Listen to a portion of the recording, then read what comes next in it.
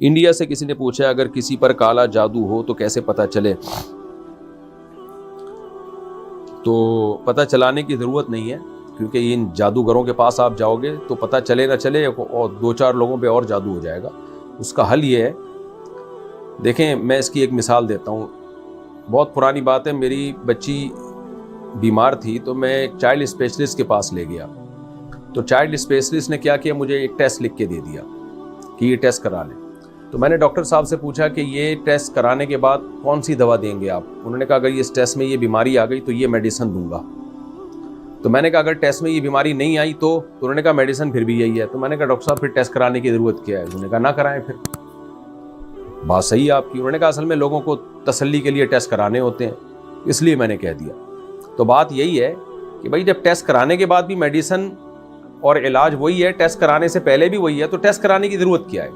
تو جادو ہو یا نہ ہو، علاج ایک ہی ہے اس کا، سورہ فلق سورہ ناس پڑھیں، آیت الکرسی پڑھ کے دم کریں، پانی کی چھینٹیں ماریں آیت الکرسی پڑھ کے، آپ کا اثر نہیں ہو رہا کسی نیک آدمی کے پاس جائیں، عامل یا جادو کا علاج کرنے والے کے پاس نہیں جانا آپ نے،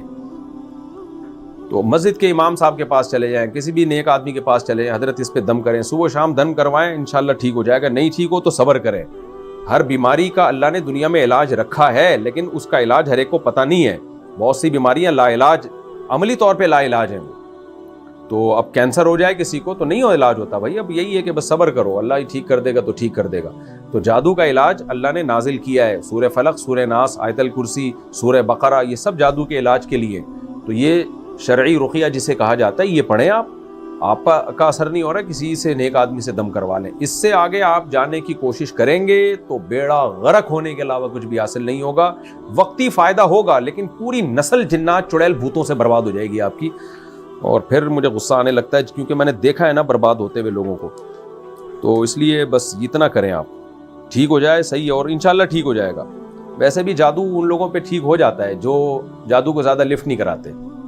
اور جو لفٹ زیادہ کراتے ہیں ان کا کبھی ٹھیک نہیں ہوتا، وہ الجھے ہی رہتے ہیں اس میں۔ جب ہمارے نبی کو اللہ نے علاج بتا دیا سورہ فلق سورہ ناس، جو میڈیسن اللہ نے بتائی ہے وہ آپ کی سمجھ میں کیوں نہیں آ رہی ہے بھائی؟